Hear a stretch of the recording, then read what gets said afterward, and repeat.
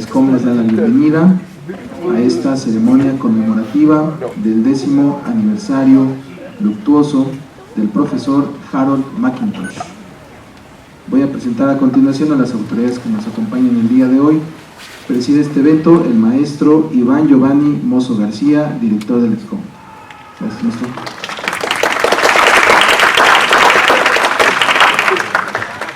También nos acompaña la maestra María del Rosario Galeana Chávez, subdirectora académica. También tenemos al maestro José Manuel López Sánchez, jefe del Departamento de Ciencias e Ingeniería de la Computación. Y finalmente al doctor Genaro Juárez Martínez, docente de SCOM, organizador de este evento.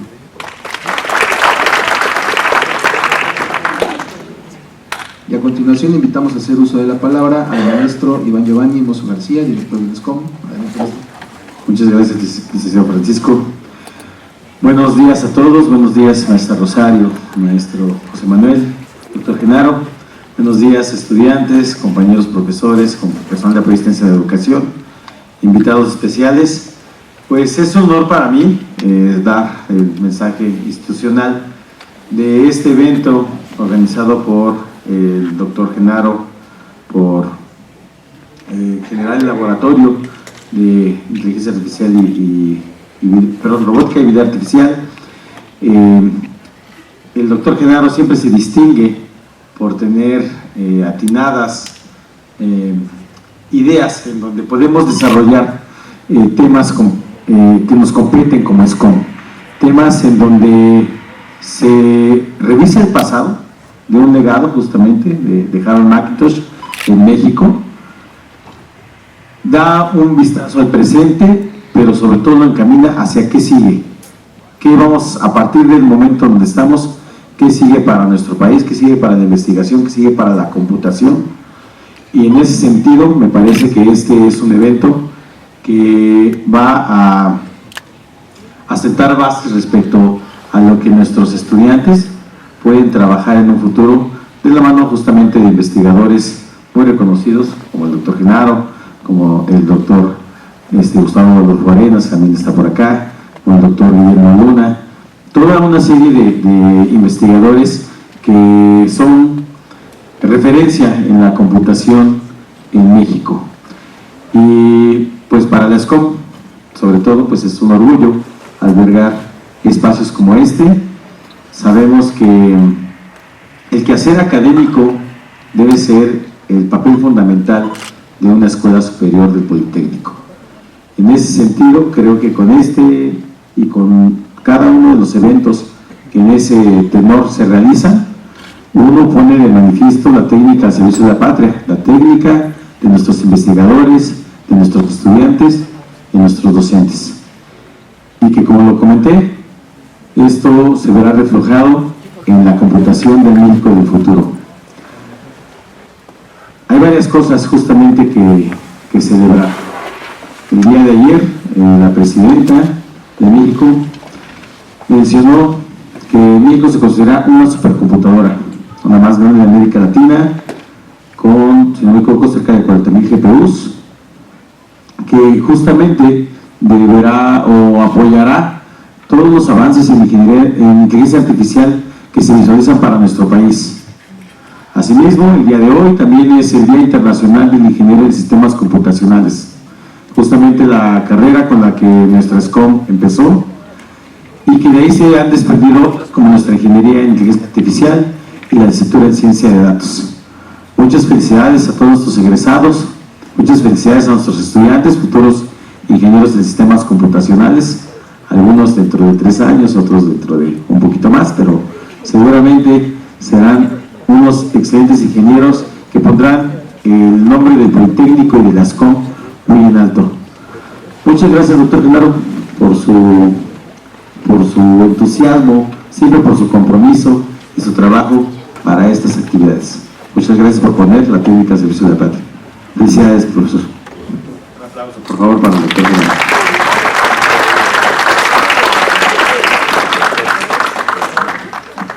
Muchas gracias.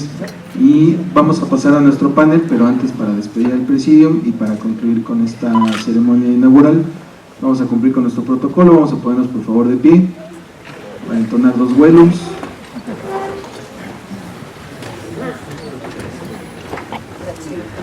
Primero dirigido para el Politécnico y el segundo para el SCOM. ¿Listos? 1, 2, 3. Bueno, gloria, la cachi porra, la cachi porra, pim pom porra, Politécnico, gloria.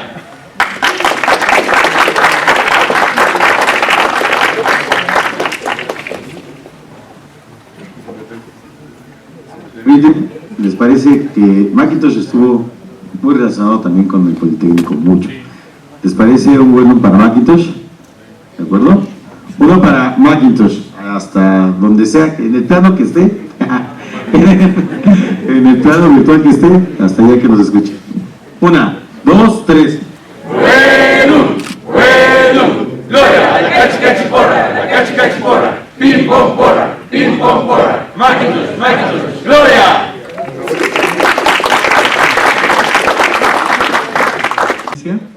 Y vamos a dar inicio a la mesa de discusión que hemos preparado para ustedes el día de hoy.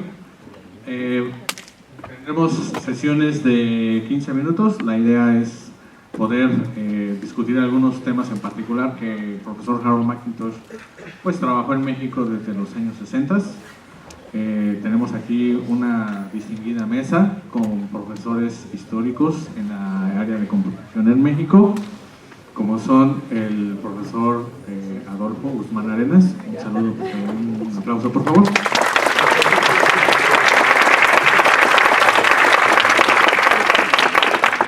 El profesor Guillermo Morales, que también viene del CIPESTAF.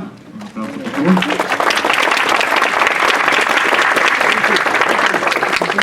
El profesor Manuel González, que viene de la Autónoma de México.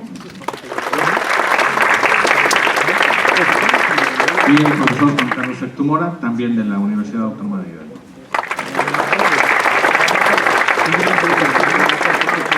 Entonces damos inicio, por favor, profesor Adolfo.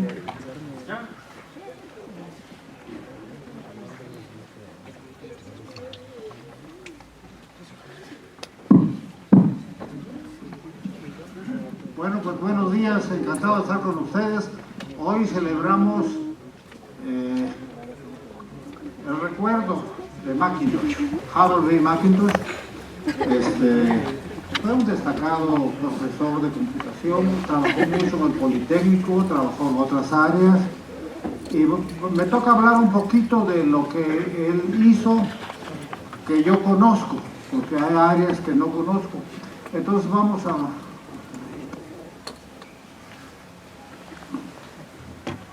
hablar en los trabajos en Lisp. Lisp es un lenguaje de programación.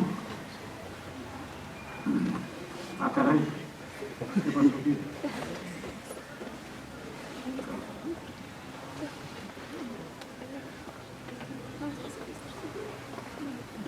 Pues está rara la presentación porque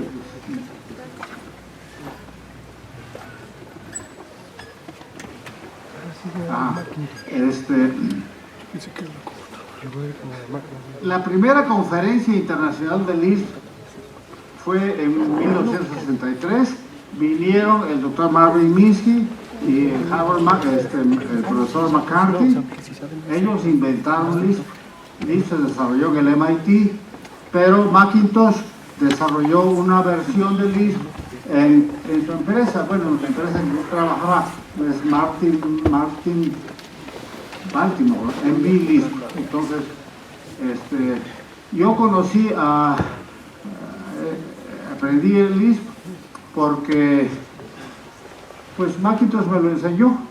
Yo trabajaba en el Centro Nacional de Cálculo, yo estaba en el tercer año de licenciatura electrónica y comunicaciones, en la EXIME. Entonces entré a trabajar en el CENAC, en el Centro Nacional de Cálculo, como programador medio tiempo, y ahí estaba Macintosh, y entonces aprendí Lisp con él, y es un lenguaje simbólico, maneja símbolos con mucha fluencia, maneja listas, bueno, ustedes ya lo conocen.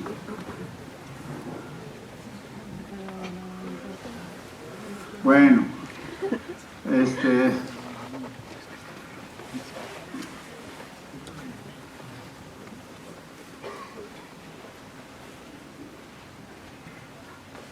ok. En ese entonces había, además de la 709, una máquina muy grande, una IBM 720, y Tomás Brody fue otro de los que hizo Lispito. Un LIS para la máquina 1620. Estas pláticas es que el lenguaje trascendió al MIT. Y uno de los... Ajá. Entonces, esa es la máquina CERNAC, este era el centro de cálculo, este es Macintosh, hizo MVLISP. Lowell Hawkinson fue un estudiante gringo que también trabajó a México, y Lowell Hawkinson estaba haciendo un compilador para LISP. El procesador de Macintosh era un intérprete. Pero como la máquina de la 709 era muy veloz, pues no había problema. Otra vez. Bueno, creo que tengo que ir al revés.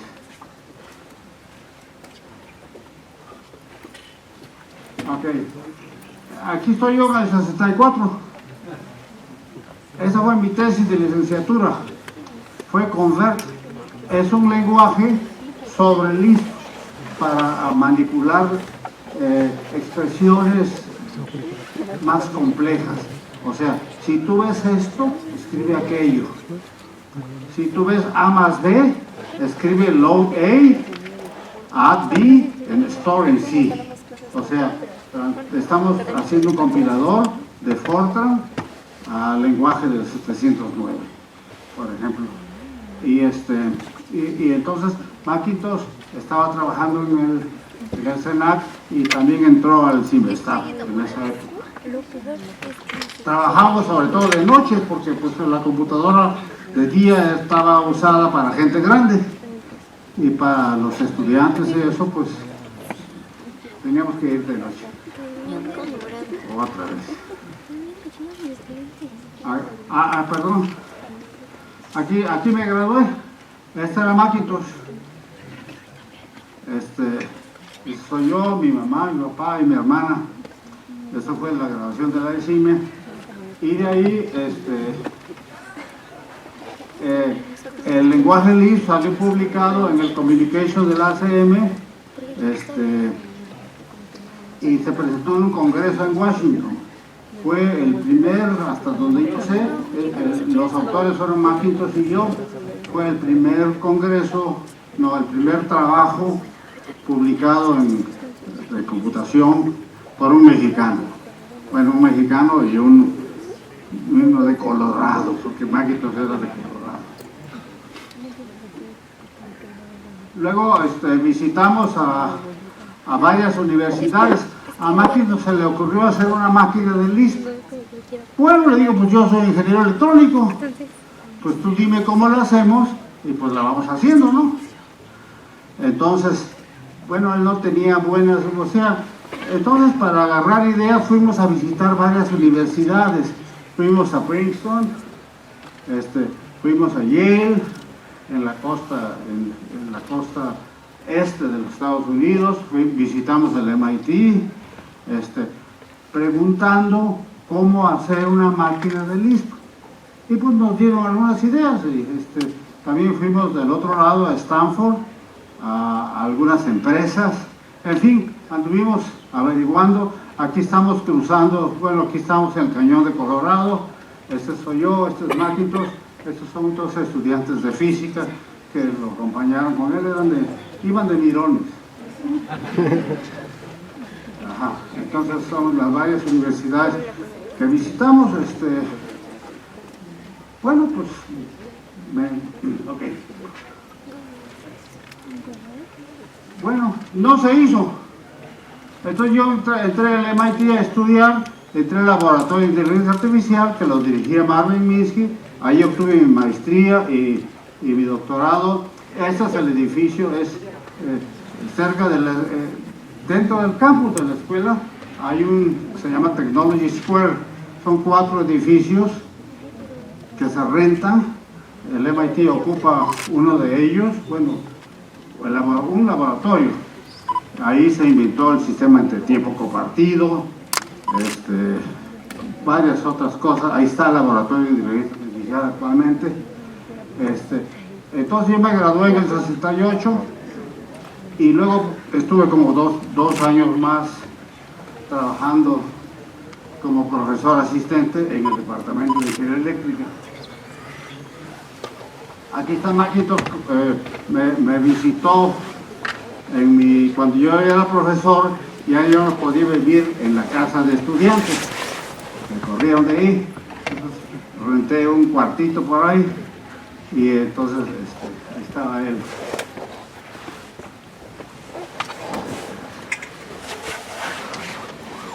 Bueno, y finalmente sí se hizo una máquina. La que pudimos hacer en la UNAM. Esta es la máquina heterárquica, es una máquina paralela. Macintosh tenía la idea de hacer una máquina serial.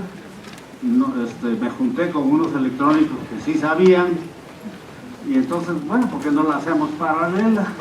Y Lisp se dedica muy bien se puede programar muy bien el paralelismo en Lisp, porque como es un lenguaje puro, no hay efectos laterales. Tú no puedes decir A igual a más 1. No se puede cambiar el valor de una variable. Si se lo quieres cambiar, se hace otra variable que se llama A y se le da el nuevo valor. Entonces hay una variable vieja que valía 5 y la nueva variable vale 6. Perdón, les estoy dando la espalda, pero pues pásense para allá, hombre. Bueno, entonces esta máquina podía tener 64 procesadores. En realidad nada más tiene 5, ¿ok? Y tiene 3 memorias. El chiste de una máquina en paralela es que no se hagan bolas los procesadores. Ustedes saben que el cuello de botella de una máquina es su memoria. Entonces, si hay 64 gentes queriendo entrar al restaurante que tiene una mesa, pues va a haber cola y no hay paralelismo. Pero si hay 64 mesas, o sea, si hay varias memorias, uno se mete por aquí, otro se mete por allá y ahí vamos trabajando, ¿no? Entonces, como éramos 5 procesadores, teníamos 3 memorias. Bueno, no les voy a platicar mucho de la máquina. Esta máquina se hizo en el 80, en el 81 ya estaba funcionando y luego llegaron unos rusos que dijeron: oye, Guzmán, queremos copiar tu máquina y llevárnoslas a Moscú, ¿no?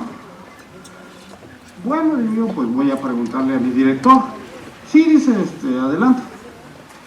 O sea, copien el diseño. Y entonces les dije: miren, para ayudarles yo voy a ir a Moscú y les voy a enseñar cómo es que está hecha, pues.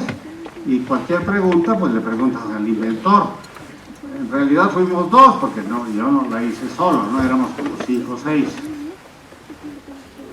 Ok. Bueno, ya se terminó.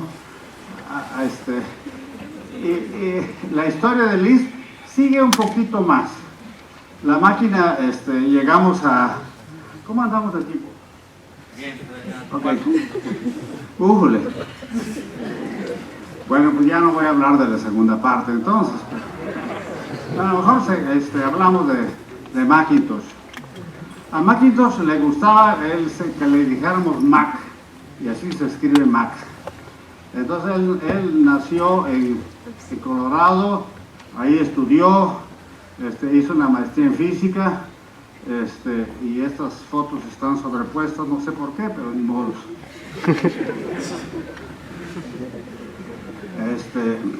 Después estuvo en el...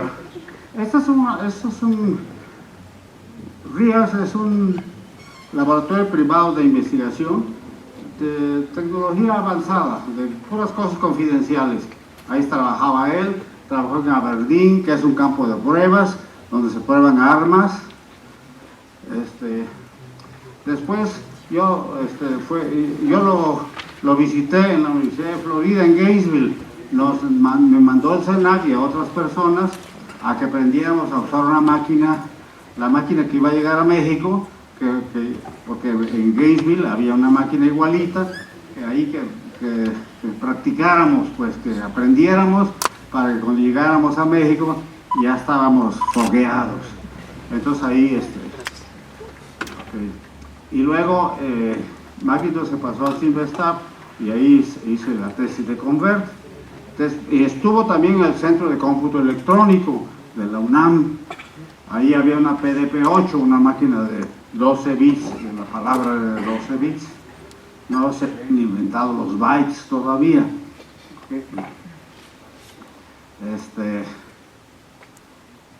Bien, y finalmente se fue a Puebla. Bueno, estuvo en el Instituto Nacional de Energía Nuclear, estuvo en la Escuela Superior de Física y Matemáticas bastante tiempo. Se fue a doctorar a Gainesville, a la Universidad de Uppsala en Suecia, yo también trabajé allá, una vez lo acompañé de ayudante, pues, ¿no? En el grupo de química cuántica, que es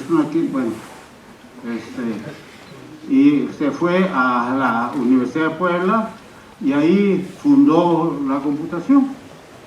Todos los profesores que actualmente están, bueno, no todos, de la vieja guardia de la Benemérita, son egresados del Politécnico de Macintosh, sobre todo de la Escuela Superior de Física y Matemáticas. Ahí tengo buenos amigos. Okay. Y finalmente murió el 30 de noviembre del 2015. Hay un edificio muy bonito, muy grande, que se inauguró unos meses después de su fallecimiento. No me podía perder la inauguración esa. Y más recientemente en Puebla se hizo el Museo de la Computación Harold McIntosh. Aquí está una 1130, aquí está un robot que hicieron en Puebla que se llama Don Cuco, que es un robot que toca el piano. Y no solo toca el piano, es un órgano, tiene 2 teclados, mueve los brazos y todo, y puede leer partituras. Entonces pues, tiene en los ojos pues cámaras. Eso se hizo con tecnología de hace 40 años. Y el robot pues ya está en un museo. Y es el único robot en el mundo, creo, que tiene un busto. Si van a Puebla, al área, a un nuevo edificio de la universidad, ahí está el busto. Y el inventor es el doctor Jorge Pedrosa, que también es un poblano, no lo conocí hace poco. Yo ya había oído de Don Cuco, había oído de Pedrosa, y hasta hace poco lo conocí. Además, él hizo muchos semiconductores, y ahora la presidenta Claudia Sheinbaum está interesada en impulsar la industria de los semiconductores. Además, o sea, es un individuo polifacético. Don Cuco tiene pues mucha parte de mecánica, tiene que mover los brazos, mover la cabeza, o sea, ¿qué más les digo?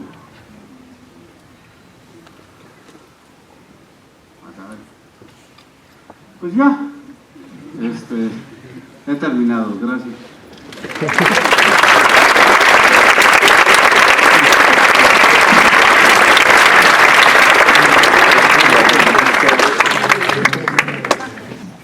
Y muchísimas gracias por su presencia. Voy a comentar, así como dice esta presentación, las anécdotas con el doctor McIntosh y algunas remembranzas. De hecho, cuando yo estaba en la Escuela Superior de Física y Matemáticas, terminando, el doctor McIntosh llegó a dar unas pláticas. Él realmente venía a visitar México, pero tenía aquí un gran amigo, el doctor Don Thomas Brody, y lo indujo a que se fuera bueno, que se quedara y viera lo que había tanto en el Centro Nacional de Cálculo como en la UNAM, pero realmente el interés del doctor McIntosh era una 709 de IBM que tenía 36 bits, y él tenía mucho trabajo en 36 bits, entonces dijo, pues aquí me quedo. Y de alguna forma, pues yo le pedí que si podría guiarme para la tesis de licenciatura. Y dijo, ¿qué tanto sabe de física? ¿Qué tanto sabe de esto, del otro y tal? Total que me dijo, bueno, tengo un problema. Me dijo, ¿cuál es su problema que quiere resolver? No, no tengo ningún problema. Quiero un problema. Y así como dijo alguien, oiga, no, me da un problema, no, búscate los tuyos. Y entonces, finalmente lo que ocurrió fue que me dijo, mira, te voy a dar este problema, es un problema de 2 centros, y pues desarróllalo, y platicamos, me dio unas hojas, me dio todo, y me fui, y pasaron varios días, y no entendía que estaba el problema, y busqué por todos lados. Finalmente logré, afortunadamente, un libro que trataba el problema, pero no era exactamente como lo queríamos. Bueno, si quieren la siguiente, más adelante, vemos ¿cómo se llama? Aquí no aparece, pero a ver, síganle ahí.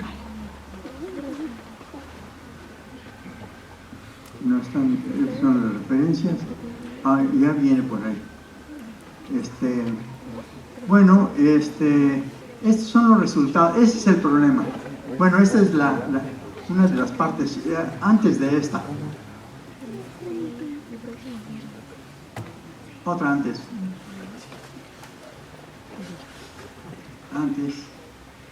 Aquí está, el problema de 2 centros. Realmente el hamiltoniano, ¿sí? Y lo que se quería encontrar era la ecuación de movimiento de 2 centros fijos, y se refiere a 2 centros fijos con 2 cargas electromagnéticas y una partícula cargada que era atraída por los 2 centros. Bueno, ese era uno de los ideales, de los grandes logros del doctor McIntosh, porque el doctor Cabrera un día le preguntó, bueno, pues, ¿qué hacemos con esto?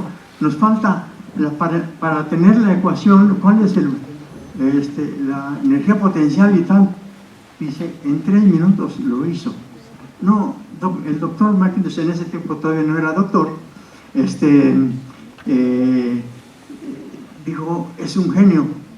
Y finalmente se logra tener la ecuación de Hamilton, y la que sigue, aquí ya se tenían coordenadas elípticas para poderlo crear, debido a que el comportamiento del fenómeno de la partícula que giraba alrededor de los 2 centros generalmente se disparaba.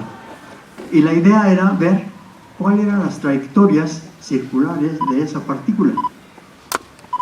Las razones, bueno, había muchas, pero habría que hacer todo el trabajo y la programación, pero Mach en ese tiempo no era,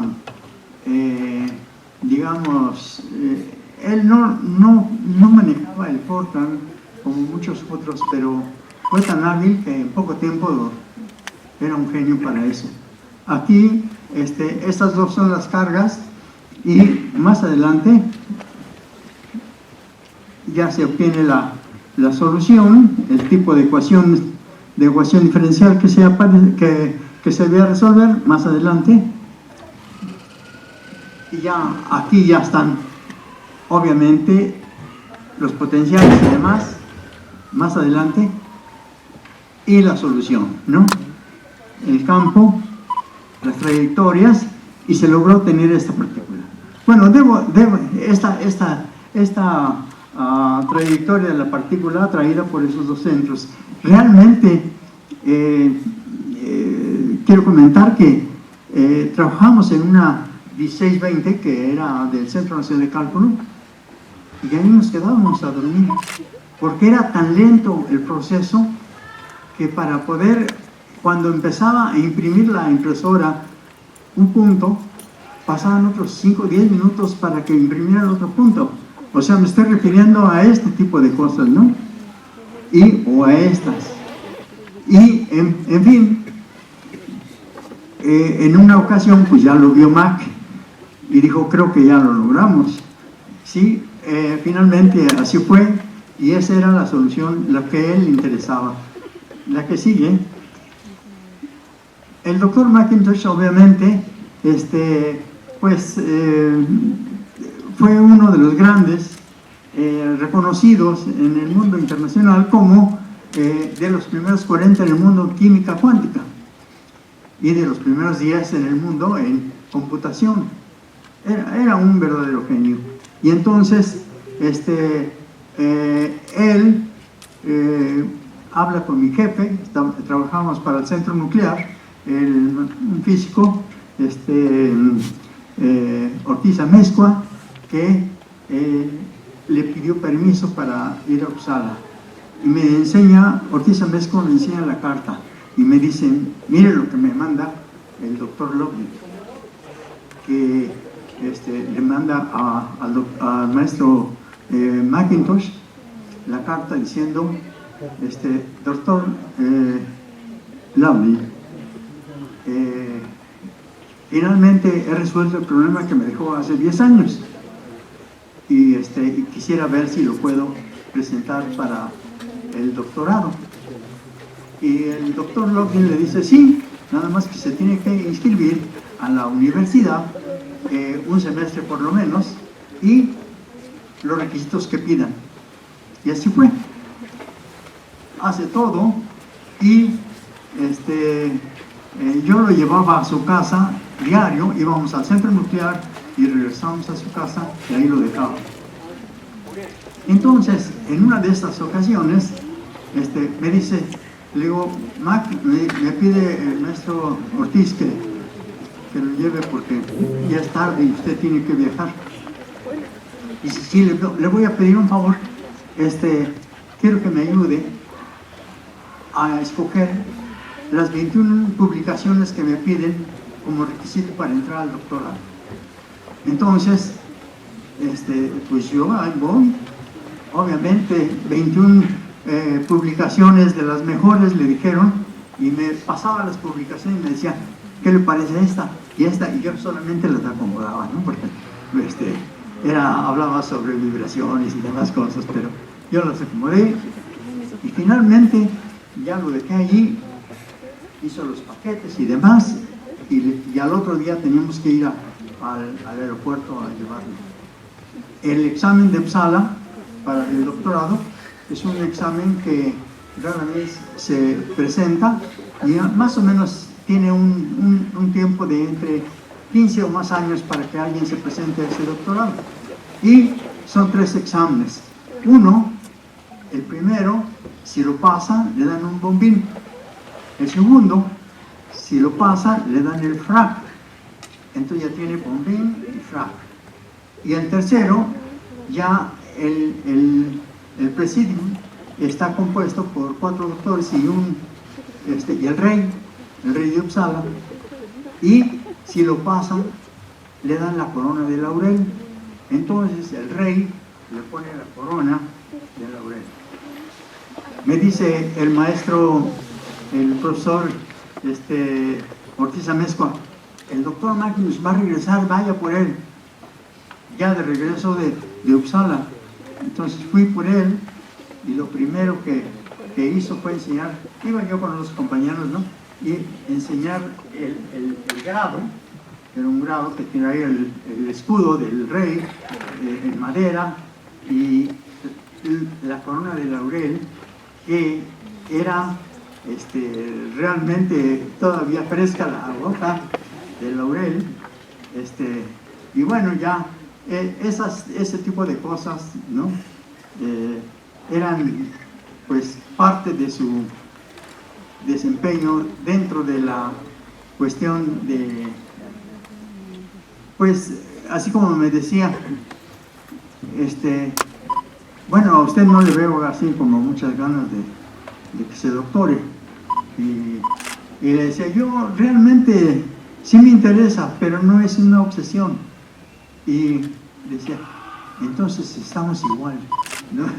Pero cuestiones de ese estilo, yo anduve con él, bueno, por lo menos 4 años, ida y vuelta al centro nuclear, ¿sí? Y aquí tengo un compañero, el profesor Raúl González Navidad, que está por allí, y nos íbamos al centro. Él se dedicó un poquito a la parte del ISP por el doctor don Tomás Brody. Don Tomás Brody era genial. Bueno, él fue una de las causas por las que llegó a centro nuclear, ¿no? La que sigue aquí comento sobre el doctor, y que, bueno, el profesor que mencioné, ¿cómo se llama? Don Tomás Brody, él se dedicaba con el doctor Mochinsky a la parte nuclear, y generalmente, pero estaban en la Torre de Ciencias, y de alguna forma, pues él influyó mucho para que el doctor McIntosh fuera al centro nuclear, ¿no? Y se quedara allí, porque estuvo en físico-matemáticas. Y nada, finalmente me presenté al examen y ya ahí quedó todo. La que sigue, sí, aquí hablo sobre él y sobre algunas cuestiones. Sí, porque alguien me decía, oye, tú te pones a platicar con McIntosh y yo, cuando me pongo a platicar con él, nomás digo sí o no, y yo te veo ahí que estás un buen rato. Y le decía yo, no, pues lo que pasa es que yo le pregunto cosas y luego ya me meto en la plática y tal, ¿no? Por ejemplo, hablar de flujo secundario para las arterias del corazón, donde el comportamiento es verdaderamente extraordinario, y aparece el problema de frontera móvil, y entonces eso hace más interesante el asunto. Y me decía en una ocasión que tuve no accidente, sino que explotó un plato de vidrio, porque puse yo le daba de cenar a mis hijos, y puse estos dólares, biscuits dólar, y tronó. Y entonces resulta que pues ya no pude darles de cenar, y ya, tú me dices, ¿ya? Y finalmente terminé, llego con el doctor McIntosh y le digo, fíjese, pasó, no, eso no puede ser. Le digo, Mike, eso ocurrió, no puede ser. Bueno, está bien. Me fui, probé, volví. Y le digo, Mike, sí es cierto. ¿Sabe qué son? Celdas de Bénard. Oh, sí es cierto, celdas de Bénard. Sí, y bueno, esto fue lo que ocurrió. Con él era genial trabajar. Y en las conclusiones, por favor, ahí pongan, ¿sí? Diremos que tuvimos mucha suerte de verlo, bueno, parte del entorno. Dice, todos sus estudiantes pues nos trataba como sus joyas. Eso es una verdadera pues situación de halago. Muchas gracias. Bueno, pues Genaro me pidió una exposición de 10 minutos y procuraré ser breve. El doctor Guzmán Arenas habló de la época de los 60s, siendo él estudiante. Y yo fui estudiante del Politécnico en los años 70, en la Escuela Superior de Física y Matemáticas. Entonces yo quisiera referirme en una primera parte al aspecto global de ciencia y hablar primero de la ecuación de Schrödinger. La ecuación de Schrödinger y de Dirac son esenciales para la física cuántica y para la química cuántica. La química cuántica significó un gran cambio respecto a la física clásica. Lo que en la física clásica es la ecuación de Newton, las leyes de Newton, la ecuación de Schrödinger lo viene a hacer para la física cuántica. Y la ecuación de Schrödinger es una ecuación de conservación de la energía. Entonces aquí relaciona la ecuación de onda respecto al tiempo y se pone del otro lado la ecuación de onda respecto al espacio. Derivaciones de la ecuación de onda hay varias en varios campos de la física. Por ejemplo, la ecuación de Dirac, como ya lo dije, y la ecuación de Bethe y Scherzer. Y todas estas tienen aplicaciones en estudios de electromagnetismo, en la estructura atómica, la estructura molecular y en la estructura de retículos. Los retículos son arreglos geométricos que esa geometría les da propiedades, tiene posteriormente propiedades físicas. Por ejemplo, los diamantes son muy duros porque tienen una estructura geométrica prácticamente rectangular. Podemos embaldosar al espacio, lo podemos cubrir por medio de rectángulos, y entonces esta estructura, que es la más simple para rellenar al espacio tridimensional, es lo que finalmente redunda en las propiedades que tienen, por ejemplo, los diamantes o los semiconductores. Entonces todos esos estudios científicos se reflejan después en propiedades tecnológicas importantes. El mismo DNA o ADN corresponde en su organización de información a una estructura geométrica reticular. Entonces todo esto es importante desde el punto de vista de la física básica. Vemos el siguiente, por favor.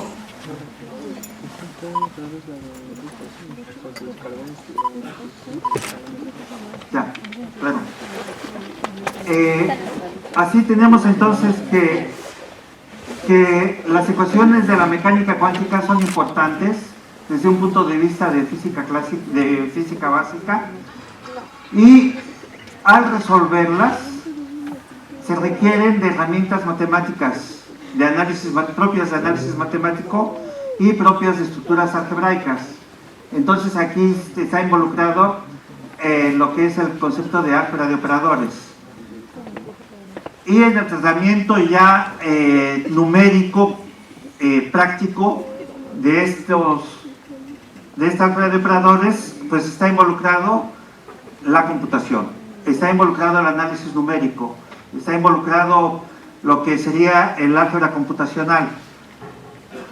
En la parte del álgebra de operadores están involucrados la descomposición de matrices.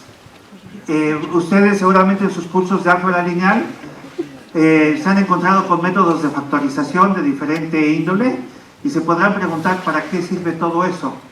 Bueno, todo esto sirve para aplicaciones de la física o para aplicaciones de otras áreas de matemáticas. En la ingeniería financiera, por ejemplo, es importante todo lo que es el álgebra computacional. Al estudiar la geometría de muchos entes físicos, aparecen nociones de simetría, y estas transformaciones de simetría vienen a tener una estructura de grupo. Así que en el estudio de grupos se puede buscar la representación de grupos algebraicos de una manera sencilla, y esto corresponde a reconocer transformaciones esenciales de procesos físicos. Los espacios de matrices que puedan tener ciertas propiedades de conmutación también son importantes para agilizar cálculos. Y las matrices de descomposición con descomposición espectral particular también son igualmente importantes, porque muchos de ustedes, estudiantes, seguramente en sus cursos de álgebra lineal habrán oído de las propiedades de valores propios y de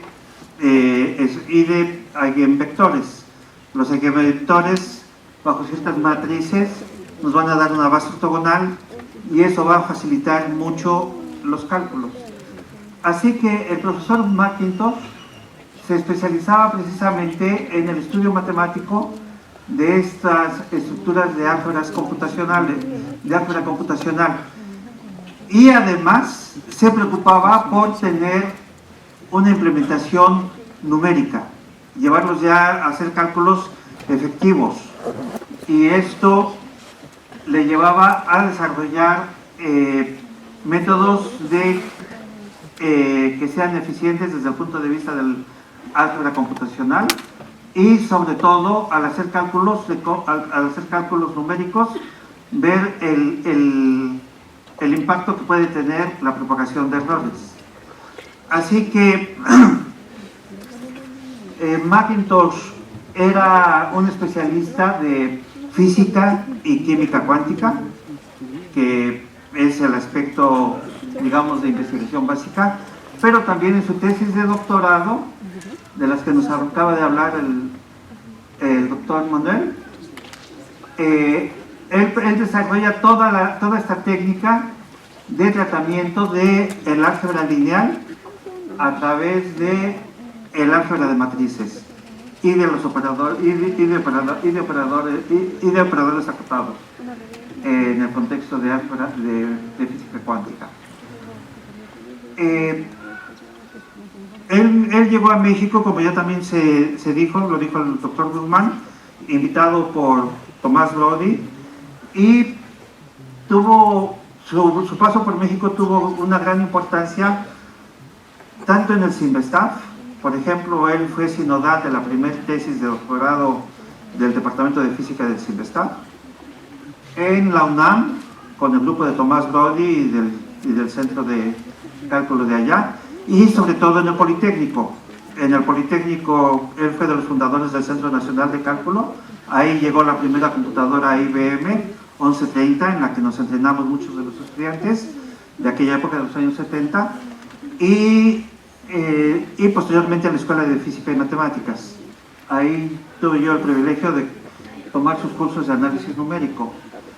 En todo esto, muchas generaciones de computólogos mexicanos, pues debemos nuestra formación en gran parte al profesor McIntosh.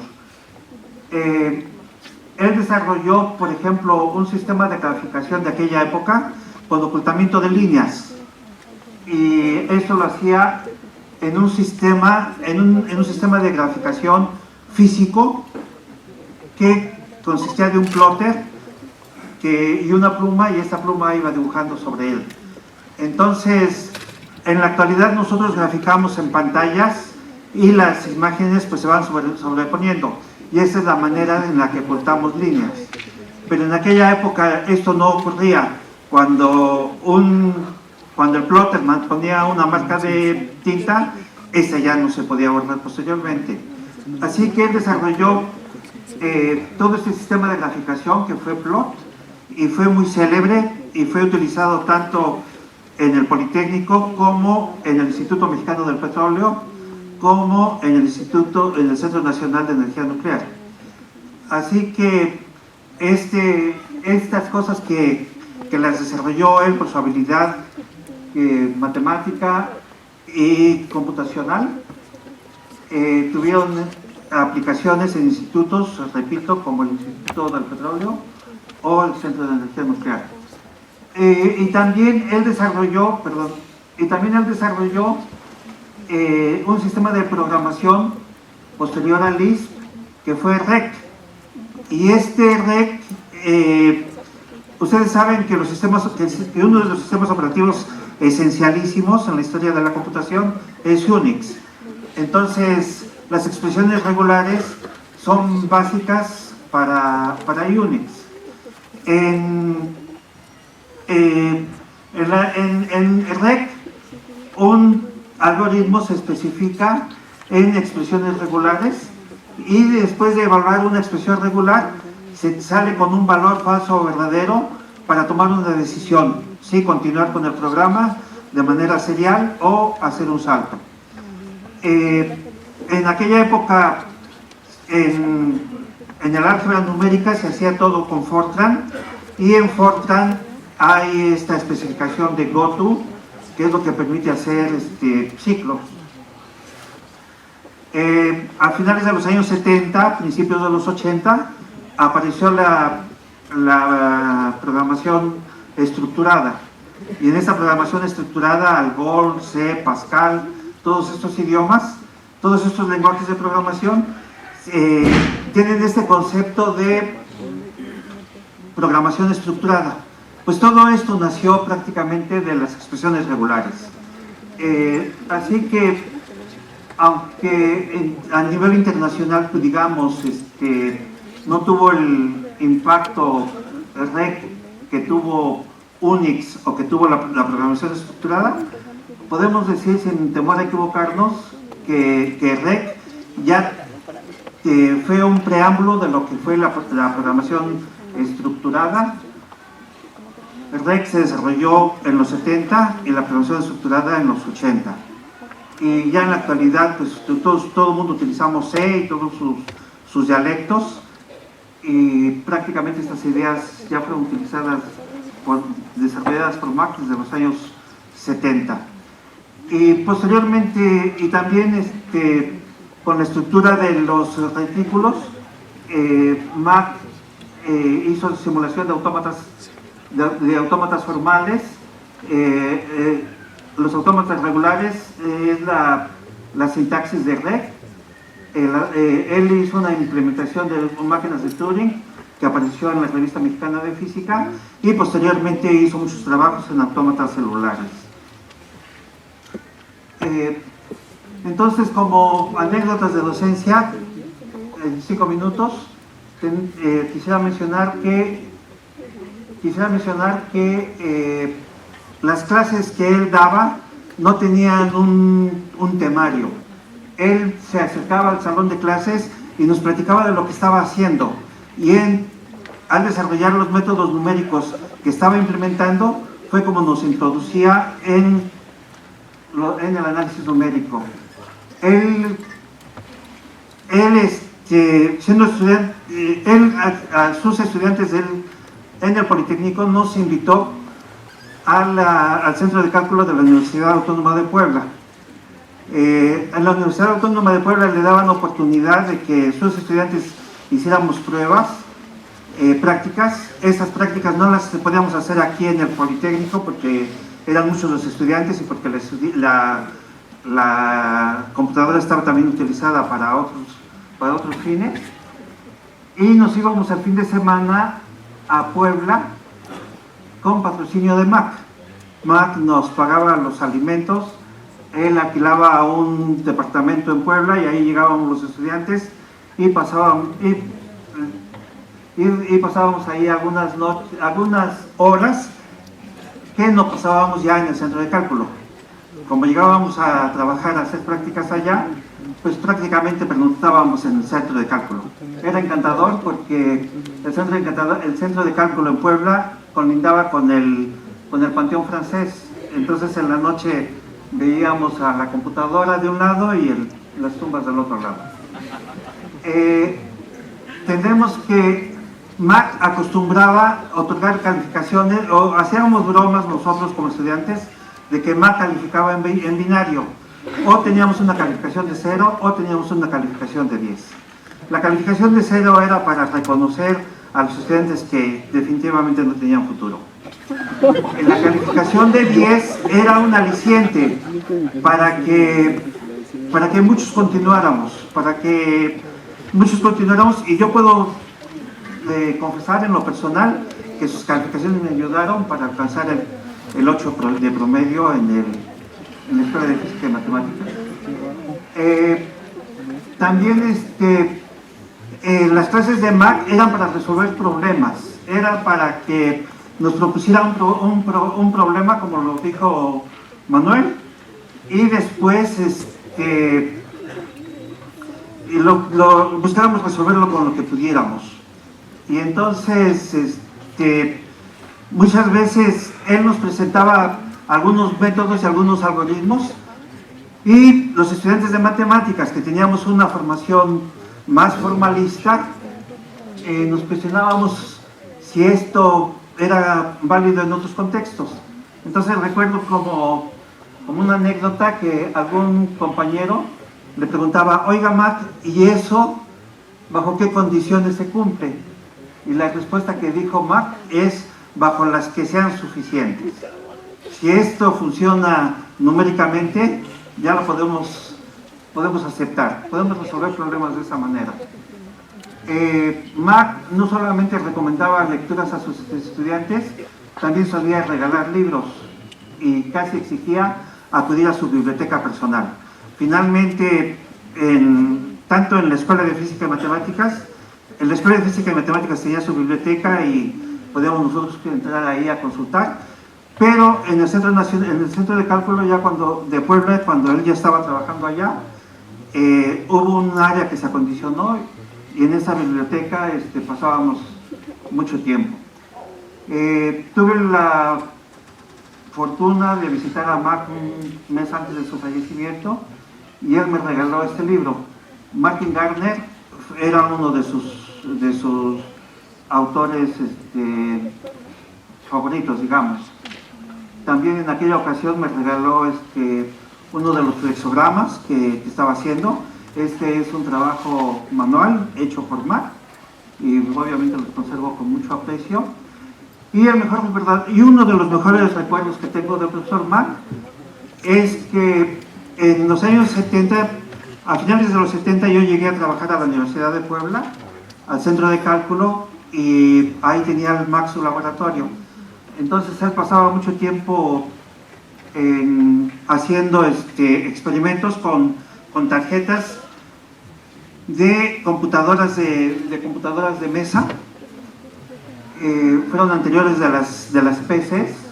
Las PCs aparecieron a principios de los 80, yo estoy hablando del año 78, 80, y entonces Mac solía escuchar Hotel California de Eagles, y esta canción era lo que se escuchaba cerca del laboratorio de Mac muchas noches. El Hotel California es una paráfrasis de un poema de William Blake sobre una anécdota muy particular de tipo no macabro, pero sí interesante, de personalización. Yo creo que esto era muy, muy simbólico. Bueno, pues gracias. Muchas gracias a todos por estar presentes en esta exposición. Bueno, vamos a recordar un poco las anécdotas tanto que el doctor Genaro Juárez como yo tuvimos cuando conocimos al doctor McIntosh. Nosotros lo conocimos en el 1996, éramos estudiantes de licenciatura, todavía no egresados, en matemáticas aplicadas y computación, y por invitación del doctor Sergio Chapa, y que fue uno de los fundadores de la carrera que estábamos cursando junto con el doctor Manuel González, nos invitan a Puebla a tomar un verano con él, ¿no? Genaro y yo, seguramente lo recordará, pues en la licenciatura, como todos, tuvimos maestros excelentes, buenos, malos, regulares, pero realmente conocer al doctor McIntosh fue un cambio total en nuestro paradigma, porque él no solo era un maestro, era un científico, era una persona dedicada a la ciencia 100%, conocerlo era toda una experiencia nueva para nosotros. Era una persona completamente, digamos, dadivosa con sus recursos, que nos ofrecía hospedaje, alimentación, como han hablado aquí los doctores, y aparte todo una, por ejemplo, en el verano nos daba una cajita de galletas. Nosotros decíamos, mira, qué bueno, vamos a comer galletas todos estos meses.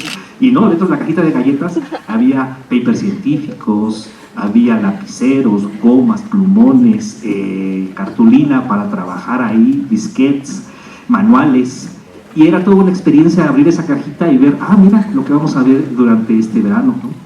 Y como han mencionado mis profesores anteriores, Mac no tenía, digamos, un curso preestablecido, o no era un maestro que daba cátedra y nosotros nada más escuchábamos, no. Él planteaba un problema.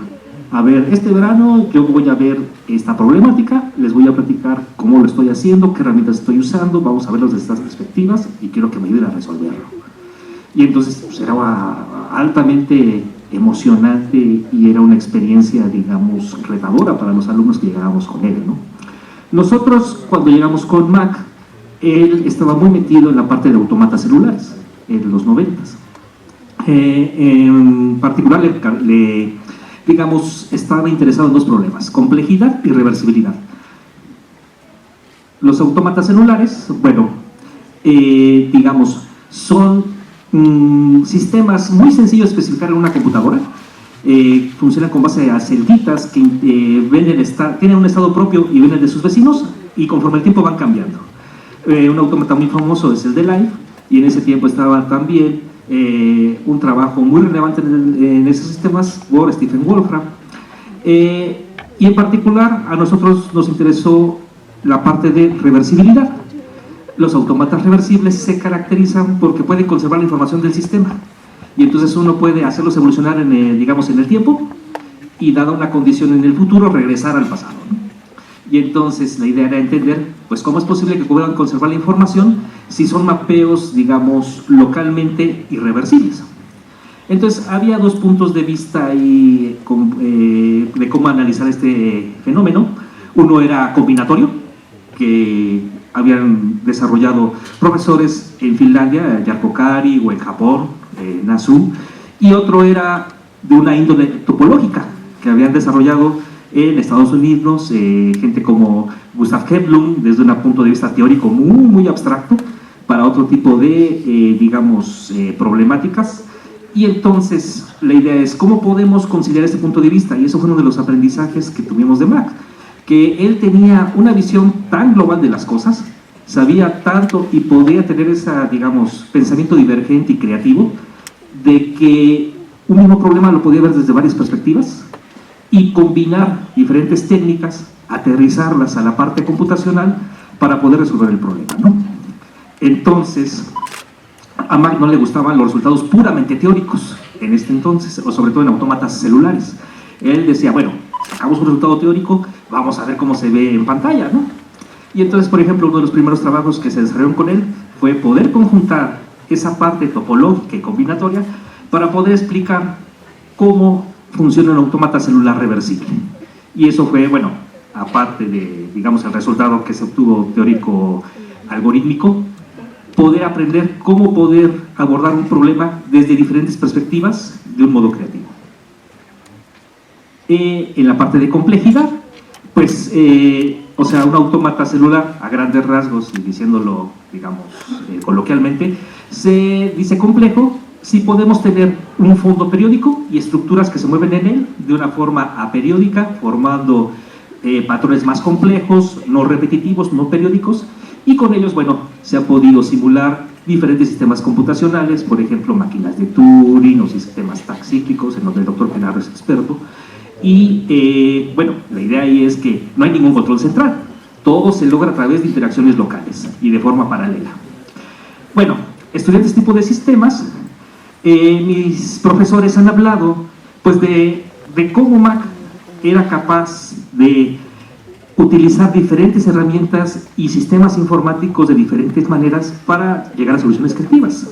Cuando nosotros lo conocimos en el 96 y en adelante, que trabajamos con él 6-7 años seguidos, él utilizaba un sistema, digamos, muy exótico que se llamaba NEX, usábamos este tipo de interfaces gráficas que él mismo creaba y luego nos enseñaba a programar, orientado, que estaban con la base de C objetivo, y estas máquinas NeXT que había fundado Steve Jobs cuando salió de Mac la primera vez de la compañía Apple.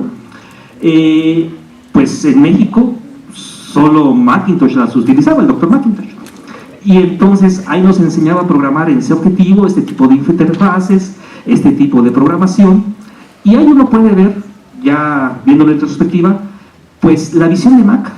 O sea, él usaba sistemas que nadie más usaba y sabía la fortaleza de programación y de, digamos, poder computacional que tenían esas máquinas, que todos decían, bueno, ¿y por qué no usan ese sistema, no? ¿Por qué no usan Visual Basic o algo así parecido, no?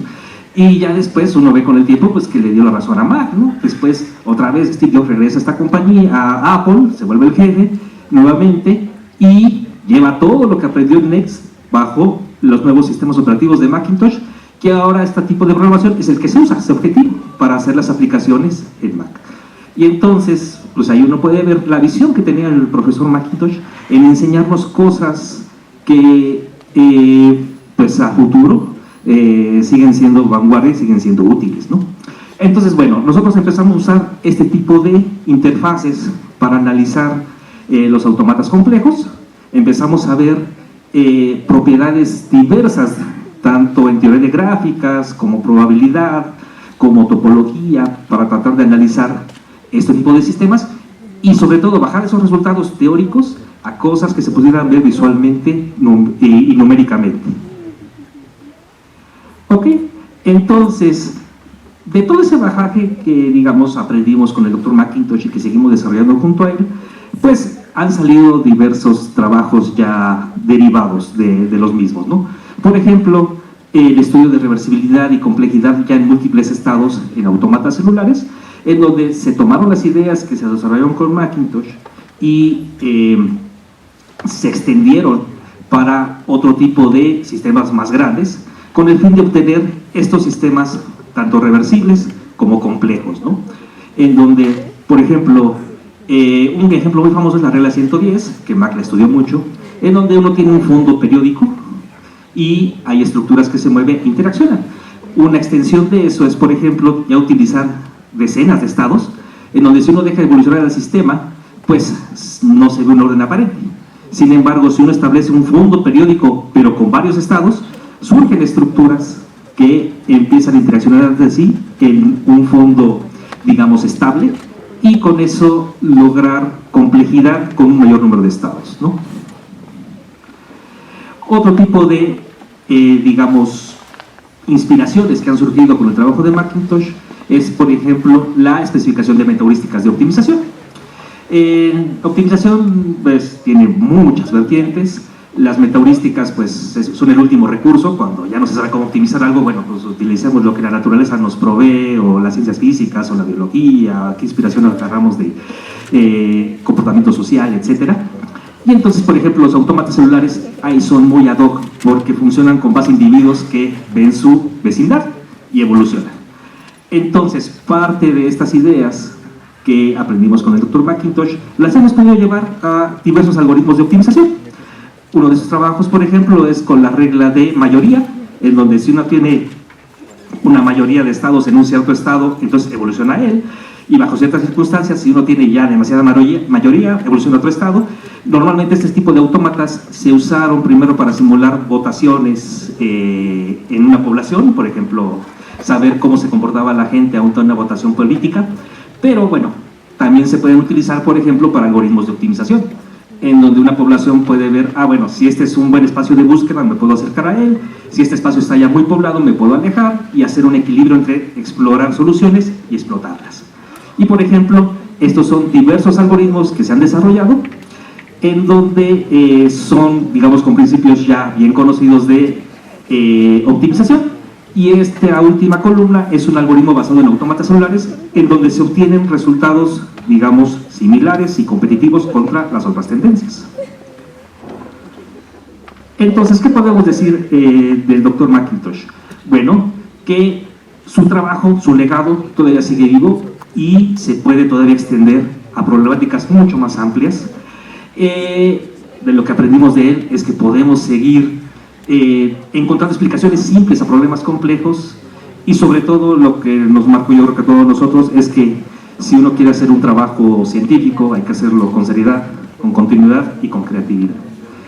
Esto sería todo por mi parte, agradezco mucho la invitación. Estas son algunas de las referencias que se pueden encontrar de Macintosh en la red, y agradezco la invitación del doctor Genaro. Muchas gracias. Gracias a todos. Una de las ideas principales por tener este maratón rápido de presentaciones y temas es precisamente despertar el interés en los jóvenes, y esperamos las preguntas de ustedes para cada uno de nuestros especialistas. Así es que adelante, por favor. ¿Quién tiene alguna pregunta?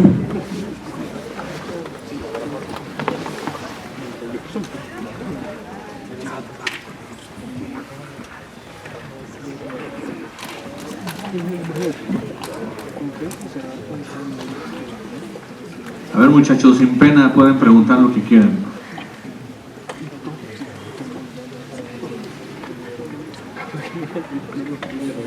Yo tengo una pregunta, profesor. Ajá. La mayoría de ustedes conocieron a Harold como profesor, y la mayoría de ustedes son profesores ahora. Y la pregunta que tengo es, ¿cómo cambió esa relación con Harold ahora en su práctica como profesores? ¿Cómo los influyó para serles un mejor profesor? Bueno, realmente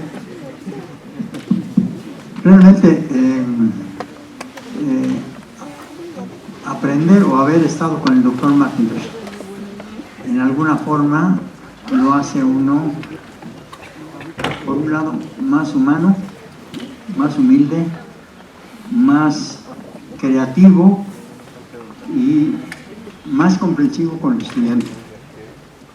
El estudiante es como si fuera algo sin pulir y que uno lo va a lograr. Y hay situaciones en donde, bueno, voy a platicar una anécdota así sencillísima del doctor Macintosh. Él escribió dentro de los trabajos y algunas cosas las comentó el doctor Guillermo sobre triagonalización, bueno, matrices tridiagonales. Era para vibración esos problemas. Entonces hubo un estudiante de físico-matemática que quiso hacer su tesis sobre la vibración de la membrana del oído. Y dice uno, bueno, que lo intente. Usa el paquete que se llamaba TRI para este problema, y TRI era un programa en Fortran, y resulta de que no funcionaba.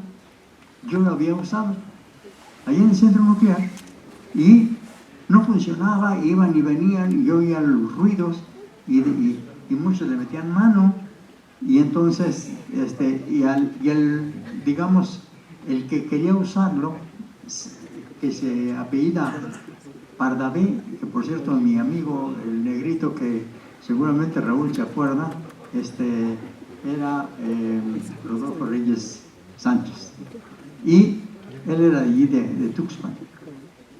Bueno, él, que fue un gran amigo y siempre me corregía, resulta de que todo el mundo le metía mano a ese paquete y nada. Yo ya estaba por irme a Canadá y ya no iba casi al centro. Entonces llego como a las 5 de la tarde porque oía el ruido de que no funcionaba. Y entonces llego y estaba Macintosh porque él se quedaba ahí. Y me hace la hora, ¿no? ¿Qué horas son? Y le digo, pues mire, voy a ver si logro echar a andar el paquete que dicen que no funciona. ¿Cuál? TRI. Dijo, bueno, ya haz lo que quieras. Y se fue. Teníamos una sala gigante donde estaba la computadora, una PDP 1040, y tenía 2 impresoras, tenía varias cosas, ¿no? Bueno, una de las impresoras. Resulta que afuera estaban los teletipos. Yo ahí me quedé a revisarlo. Le dije, no, no me la hace. Tengo que ir línea por línea del TRI. Y empecé. Y total, como a las 2 horas que logré terminar, que empieza a imprimir la impresora. Y se oía fuerte. Y entonces sale el doctor McIntosh y me dice, ya funcionó, ¿verdad? Y le digo, sí, ya para eso eran como las 8 de la noche. Y o 8:30, 9. Y para que vean ¿cómo llamarle? Lo sobresaliente, lo interesante y demás del doctor. Ya se metió, yo ya terminé, agarré todo y puso café, y ya para eso eran como a las 9 y me dijo, vamos a cenar. Me preparó un sándwich, me preparó café y me preguntó, ¿qué tenía el problema? Y le digo, mire, Mark, pues lo copió y le quise poner de su cosecha. Ya ve que utiliza usted instrucciones common y en un common le pone ABC a las matrices y en una subrutina le pone BAC. Pero la cosa era que al tratar de hacer la vibración, él cambiaba en las subrutinas para ver cómo se comportaba esto, ¿no? Entonces, el amigo a todas les pone ABC. Y pues obviamente no hizo nada. Bueno, se complicó todo y no funcionaba. Voy, decía, sí, a veces alguien quiere remendar las cosas, pero en lugar de remendarlas, las destruye, ¿no? Pero el comentario es porque él como que me dio el premio, ¿no? Vente a cenar. Y ahí tomamos café y por eso decía yo que platicábamos de cualquier cosa que él a veces preguntaba y lo hacíamos, ¿no? Pero realmente eso es lo que dices. Como maestros aprendimos eso, de ser conscientes con el alumno, ¿sí? De estar de alguna manera interesados por algo. Aquí tengo uno de mis maestros, el doctor Guzmán Arenas, ¿no? Que me dice, ayúdame a dar una clase de sistemas expertos. No, y yo le dije, mira, la verdad, los sistemas expertos son muy inmensos. Y dice, oye, espérate, ¿qué? ¿Por qué? Le digo, mira, cuando tú vas al médico, nunca dice el médico, ¿le duelen los pies? ¿Le duele el estómago? ¿Le duele? No, tú le platicas, fíjate que salí de mi casa, me desayuné y veo la llanta del carro ponchada. Y hasta me dio un dolor. Y no me lo puedo aquí en el día.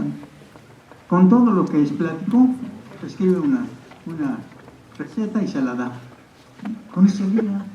Y me dice Guzmán, oye, no, pero eso está. Entonces yo en ese tiempo daba una clase de matemática discreta en el Centro Nacional de Cálculo. Y estaba dando la clase y qué tonto, aquí está. Entonces hago un esquema después y le llevo al doctor Guzmán y le digo, ya resolví el problema. A ver, oye, te lo compro. Pero era algo que decía una de mis alumnas, doctor, el triunfo es inevitable. Porque yo daba la plática y nadie entendía. Bueno, lo único que entendía es el doctor Guzmán. Bueno, en fin, esa es una respuesta. Muchas gracias.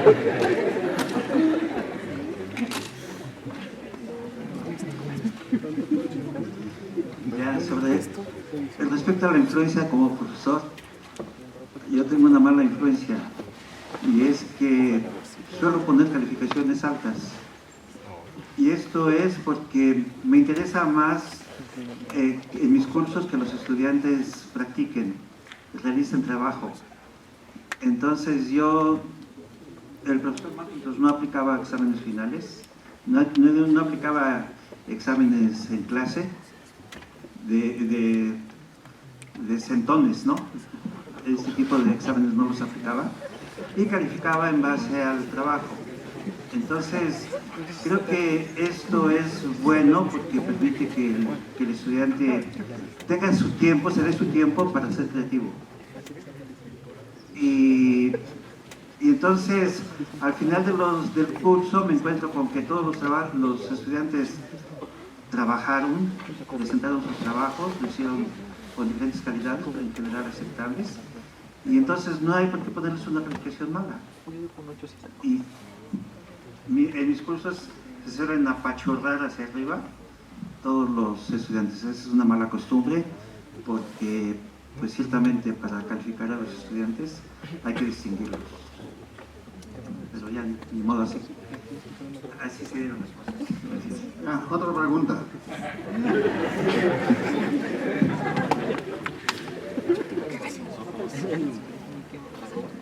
Buenas tardes y muchas gracias por su plática.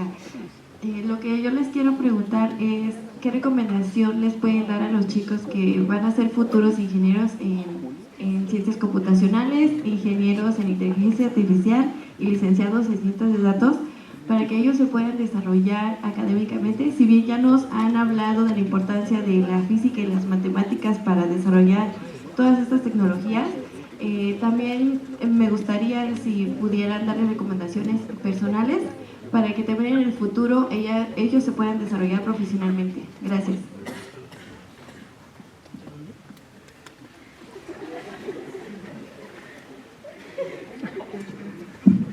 Recomendaciones para los estudiantes.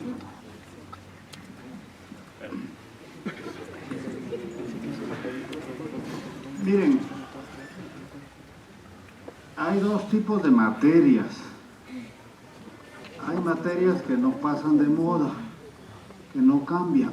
Las matemáticas, la física, esas son las bases de ustedes. ¿Okay? Si no saben eso, no van a ser resistentes a la obsolescencia. ¿Okay? Las materias básicas de la ingeniería, las leyes de Newton, las leyes de Maxwell, en fin. Y luego hay materias de moda. C, C++, Java, Python, ¿sí? Esas están bien. Entonces, yo pienso que un estudiante es como un machete. El machete tiene dos cualidades. Tiene filo, o sea, ustedes tienen que aprender cosas de moda para que cuando salgan de egresados empiezan a cortar caña, ¿no? Porque el machete que no corta caña, pues el cuerno. Pero con el tiempo el filo se bota, se oxida.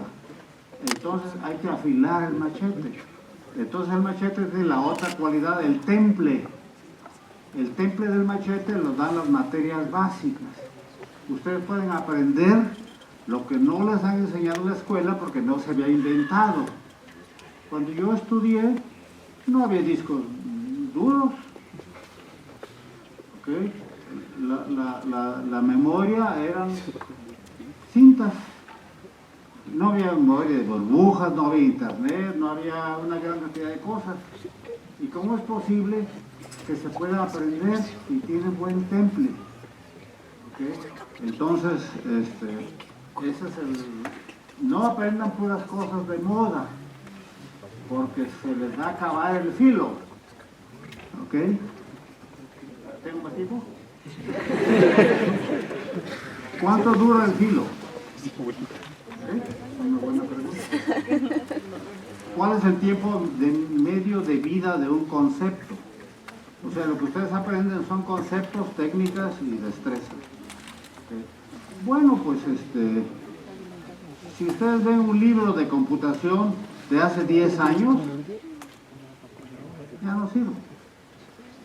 La tecnología cliente-servidor, las redes WAN, las memorias de burbujas, todo eso ya no sirve. Yo pienso que el tiempo medio de vida de un concepto es de 5 años. Quiere decir que en 5 años la mitad de lo que ustedes aprendieron ya no sirve. Aparte de lo que no aprendieron. aparte de lo que aprendieron mal. Entonces hay que afilar el machete cada 5 años. Quiere decir que cada 5 años en computación ustedes tienen que aprender media licenciatura. ¿Okay? Entonces, ¿qué pasa? Tienen que seguir aprendiendo. O sea, el campo es muy activo. Bueno, ya termino.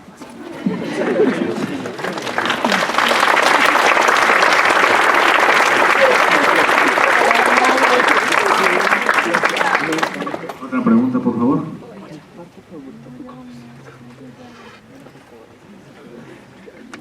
Buenos días.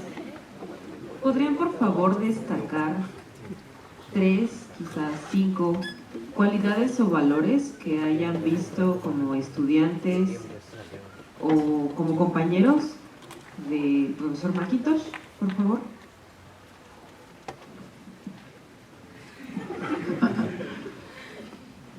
Mira, yo creo que uno que a mí me quedó muy marcado es que Mac no clasificaba a los estudiantes. O sea, si llegaba un estudiante con un interés natural de aprender, él simplemente lo recibía. Entonces, eso es una particularidad que él tenía. Incluso podías quizás no tener un buen promedio, pero si tú mostrabas interés, disponibilidad y compromiso, pues él te apoyaba.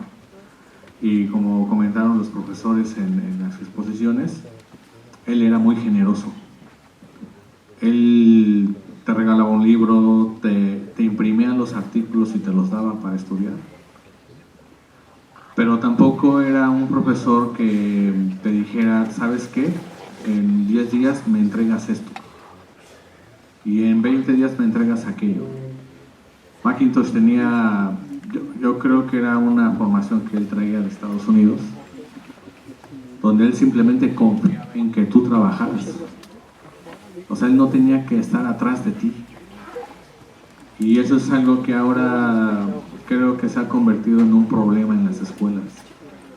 Porque todo te mide por puntos y por trabajo, ¿no? Cuando a veces hay trabajos que te pueden tomar 2 meses, pero también puedes tener trabajos que te pueden tomar 4. Y eso no significa que no trabajes. Entonces, también como comentaban los profesores, McIntosh era muy benévolo y era muy humano para apoyar a cualquier estudiante. Profesor, no importa si era un doctor o era un estudiante o un maestro. Él apoyaba a todos de manera indistinta. Entonces, sí eran muchos valores importantes los que él cultivaba todo el tiempo en los estudiantes. Yo por mi parte podría apuntar la creatividad, ¿no? Él nos, digamos, inculcaba mucho ver un problema desde diferentes puntos de vista y poder dar una explicación sencilla que todos o la mayoría pudiéramos entender. O sea, si llegábamos, por ejemplo, a un resultado teórico o a un resultado muy formal, matemático o computacional, él decía, bueno, a ver, ¿cómo se ve ya en una gráfica? ¿Cómo se ve en un programa? A ver, si usted dice que así se comporta, entonces muéstreme un ejemplo de ver realmente que el sistema se comporta como menciona el desarrollo, ¿no? Creo que esa parte de creatividad y de poder explicar las cosas de forma sencilla es también algo que Mac tenía y que nos inculcó a todos nosotros, ¿no? Bueno, Mac realmente era una persona muy noble, muy discreta, muy todo. Tenía la suerte de que siempre que le daba trabajo a uno de los estudiantes, el estudiante funcionaba, florecía. Y eso era por la confianza que le teníamos. Entonces yo creo que todos los estudiantes, no hay ningún estudiante, ninguno que no pueda. O sea, todos pueden, todos son ángeles.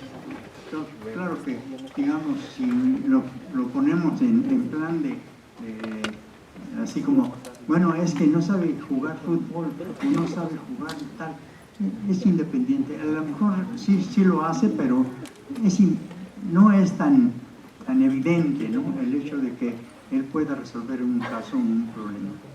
Entonces, como decía el doctor Guzmán, bueno, hay cosas que no cambian, la matemática, ¿no?, las leyes de Newton y tal.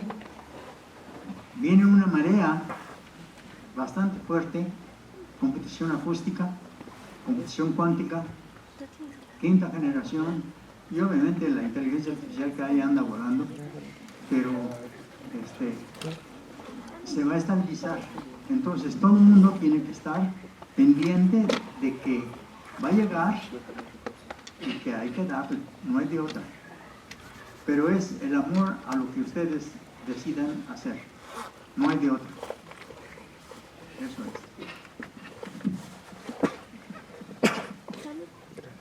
Bueno, el consejo que yo daría a estudiantes del área computacional es que programen mucho y piensen cómo resolver problemas. La resolución de problemas da una disciplina de pensamiento que permite muchas cosas. En la actualidad tenemos muchas facilidades de programación, se puede generar código de manera automática, pero no vale la pena generar este código si no se entiende. Cuando veíamos los trabajos de programación de Mac, podíamos distinguir que eran, no solamente que eran correctos y eficientes, sino distinguíamos que eran elegantes. Y ese concepto de elegancia es difícil de definir. Esto solamente se adquiere con la práctica. Cuando un profesionista es capaz de resolver un problema de manera eficiente, pero además elegante, entonces es muy apreciado. Esa es la recomendación. Hay que programar, hay que resolver problemas, hay que utilizar métodos automáticos de programación, pero hay que usarlos teniendo un pleno conocimiento de los métodos que hay en el fondo. Otra pregunta.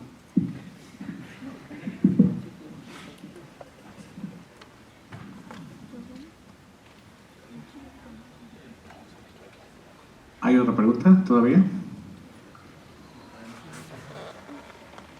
No.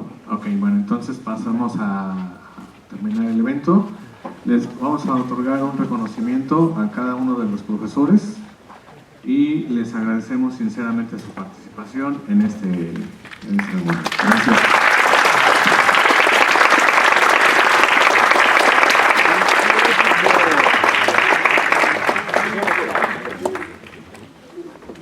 Sí, ya vamos a